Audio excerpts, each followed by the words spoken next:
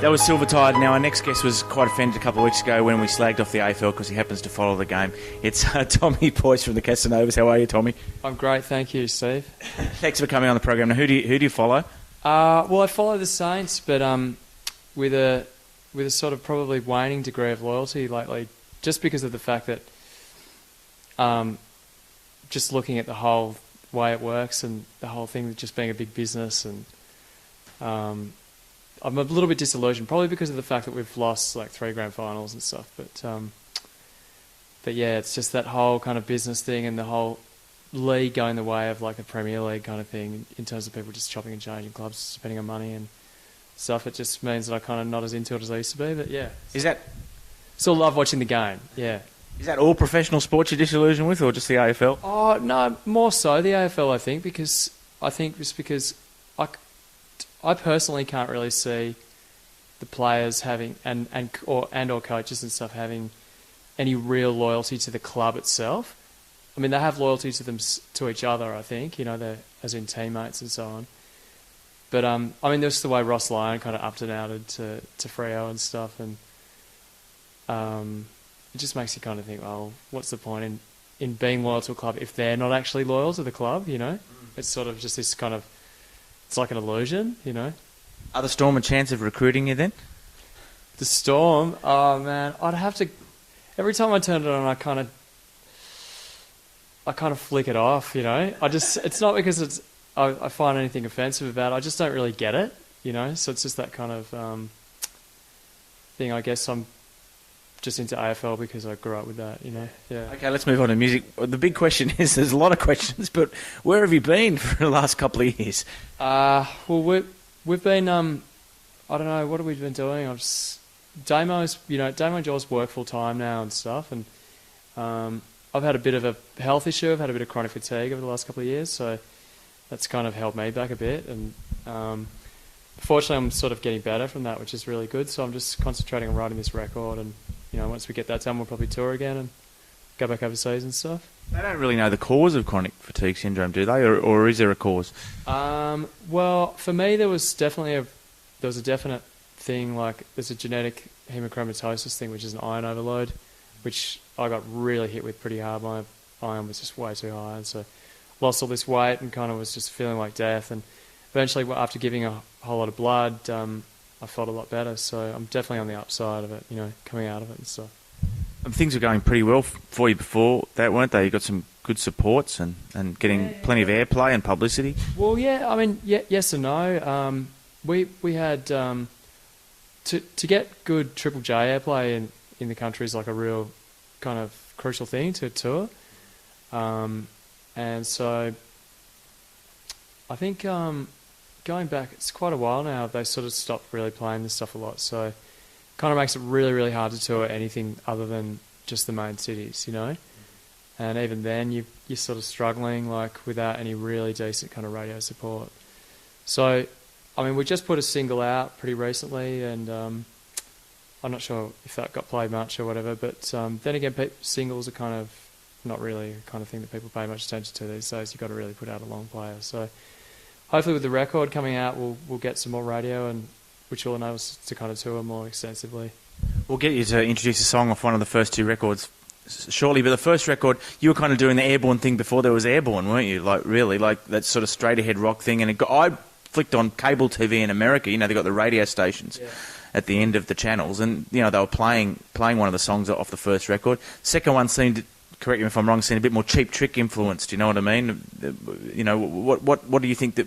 Was there a deliberate decision to change direction slightly? Not really. I just think that, like, when you're starting a band and you got... I guess that was like... When we started, it was 1999, and obviously, I loved bands like AC/DC and Kiss and so on.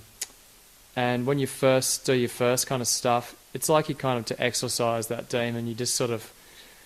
You do kind of...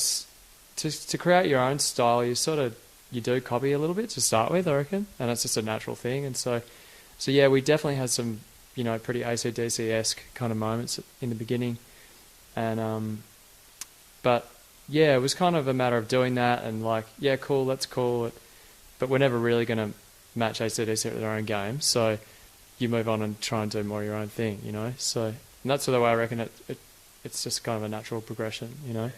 We'll come back after this song, but do you want to introduce an older song, and then we'll try and get you to give us a newer song after that, but introduce one. Oh, I guess we'll hit you up with Shake It. It's always been a perennial favourite, I think, off the old record. Okay, we're back. Thanks for that. That was Shake It by the Casanovas. I've got Tommy Boyce from Casanovas here. Tommy, now, newer stuff. What have you been working on? And I've got to ask you about this song, The Most Hated Man in Melbourne. Yeah. You're going to get asked about it a lot, I'm sure. What's the story behind it? What can you tell us?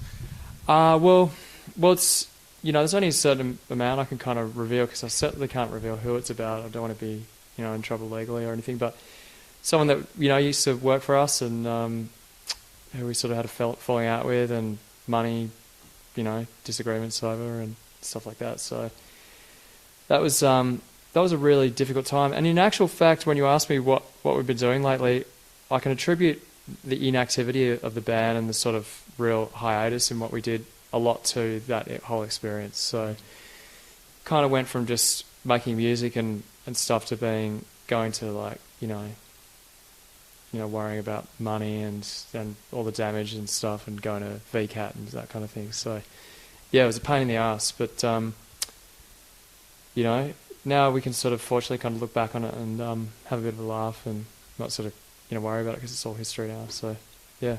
When you're writing a song out of kind of anger, does it come out more quickly? Is it different than writing a song motivated by something else? Like, was it written in 5 minutes, or?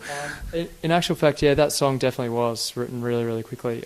I think we were just sitting around and we kind of brought it up as a potential, you know, song subject matter, and then pretty much within 5 minutes, I pretty much had the song kind of down, you know. So, yeah, and sometimes the best moments come that way, like, because there's not too much deliberation, and it's just a pretty simple kind of song, but it's really direct, you know.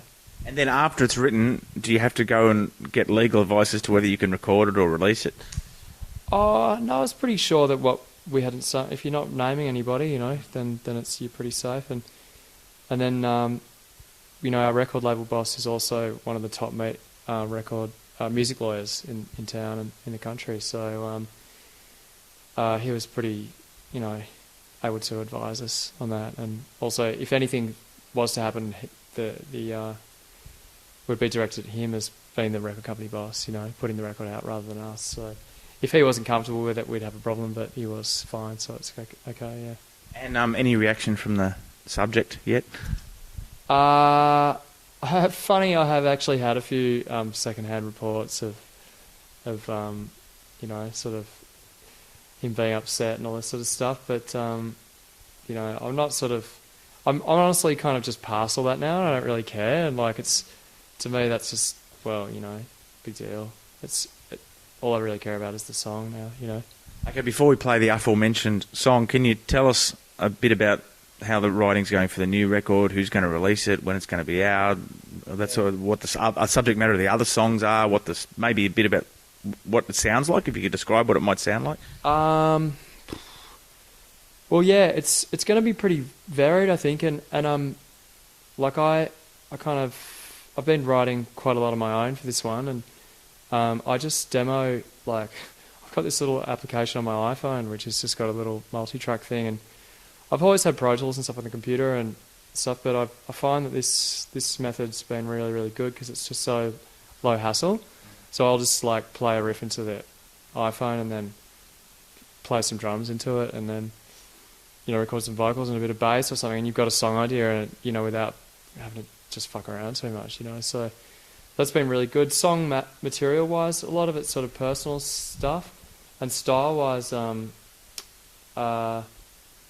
like, it's probably more, like, it's still going to be a really straight-ahead rock and roll record, but it's more melodic, and I definitely don't mean it in an emo kind of way, but more in a kind of, I guess if I was to draw any kind of comparison, like Cheap Tricky kind of Dictators sort of melodic kind of sense, you know, like, so there's a bit more of that kind of punky kind of thing in there that, I know I've always really, really loved hard rock, obviously, but I also really love great punk pop music, as in kind of power pop. Like I love bands like not that this is an influence at all, but the other end of my taste is like, you know, Teenage Fan Club and Big Star and, you know, those kind of bands. So